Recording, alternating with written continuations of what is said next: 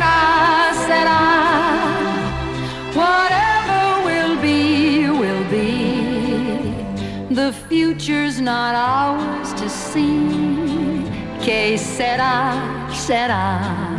When I was young, I asked my mother, what will I be? Will I be handsome?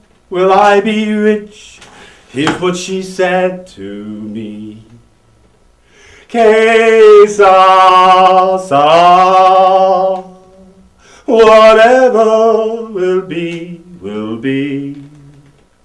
The future's not ours to see. Que sera, sera. What will be, will be. Remember that movie? Doris Day, Jimmy Stewart.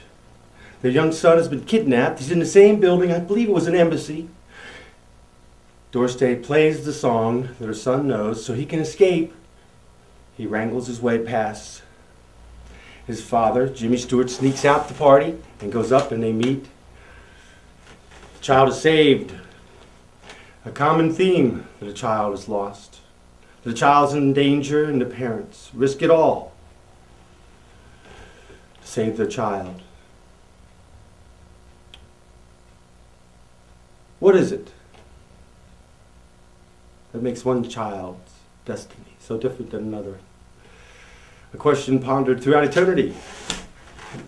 Why does one child, separated at birth in the hospital from his father forever, and the other child knows his father and the entire family and feels the love throughout their life? Can it be as simple as one person stepping forward? One individual, anybody, no one special, but someone very special. The person who's needed at that time. Well, let's look at two cases and see what changed these children's lives.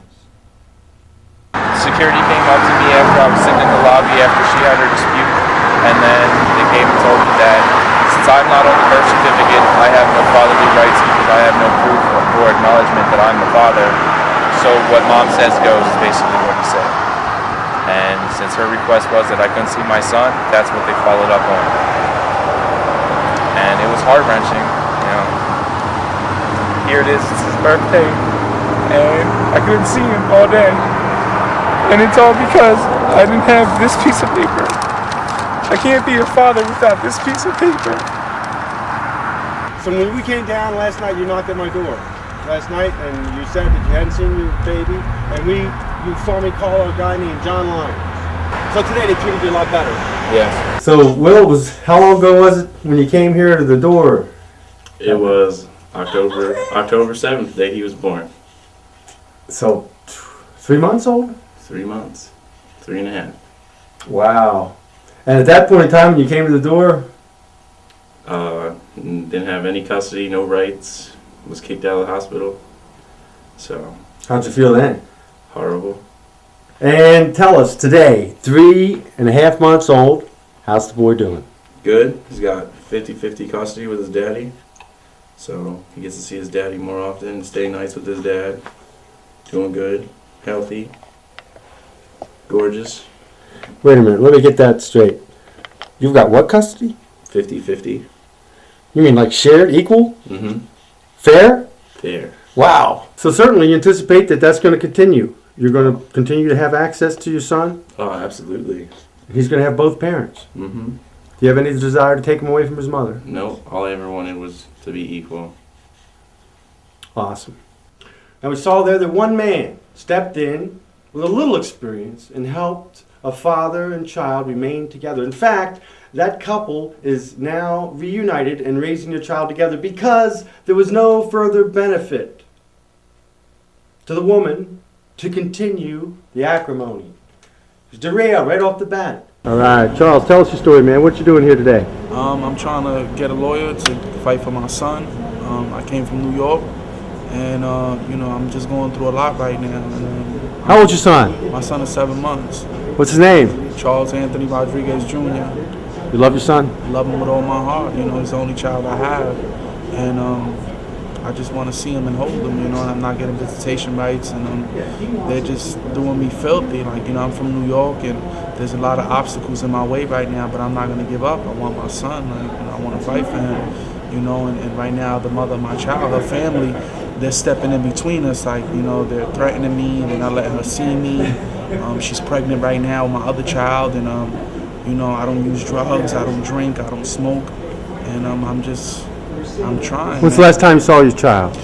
August Wow. of last year, and you know, I just got a recent picture of him, and he looks just like Daddy. Like, you know, from the face to the eyes to the cheeks, like, he's my son. Like, I can't deny him, you know, and they're not trying to help me right now. They're not trying to do anything for me, you know, and I just got to keep fighting. I need help, you know, and I don't really know what to do. Did you go to Mid-Penn Legal Services? Yes, I did, and they told me that they wouldn't. First, they told me that they wouldn't take the case. Then they told me that they don't deal with children and youth cases. Then they told me that I could only fill out for a lawyer 30 days prior to the case, and then they just hung up on me. Is there children and youth involved? Yeah. And they took the child from you? Yes, they did, from the hospital 3 days of my son being born. With all allegations, like nothing was ever proven, like everything was allegations. How old was your son? My son was 3 days old. And they accused you of what? Drug abuse, alleged drug use of marijuana, alleged domestic violence, which there was never no reports. There's never no police reports. They accused me of having a criminal case, criminal history, that none of that came up. They pulled that up in the courts. Nothing ever pops up under my name.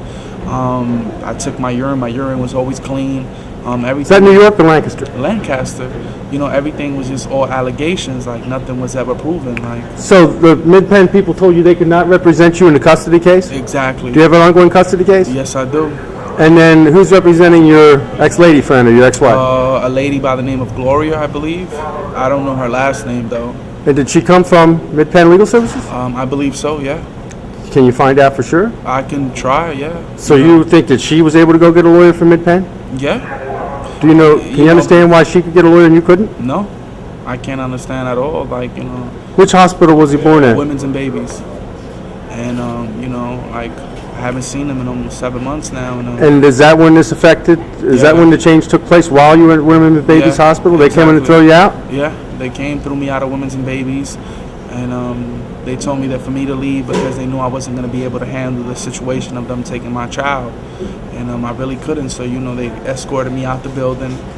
Here's the problem. Not one person at the hospital, not one person in the legal system, not one person in the courthouse, and all these multi-billion-dollar funded agencies is there to help that father. And thus we have fatherless America. In fact, there are gazoos of folks fully funded to be there to help take the child from the father. But there isn't one person, not one, out there. Save a couple. Helping the fathers, more importantly, helping children to have fathers. You want to turn the trend around? Quit attacking fathers and saying that they're bad. Give them a shot and turn it around. When I went to court, I asked the judge, what will it be? Will there be daddies? Will there be none? Here's what he said to me. Que sera, sera. Whatever will be, will be. The future's not ours to see. Fatherless families. What will be, will be. Say goodbye, Daddy. What will be, will be. What will be, will be. What will be, will be.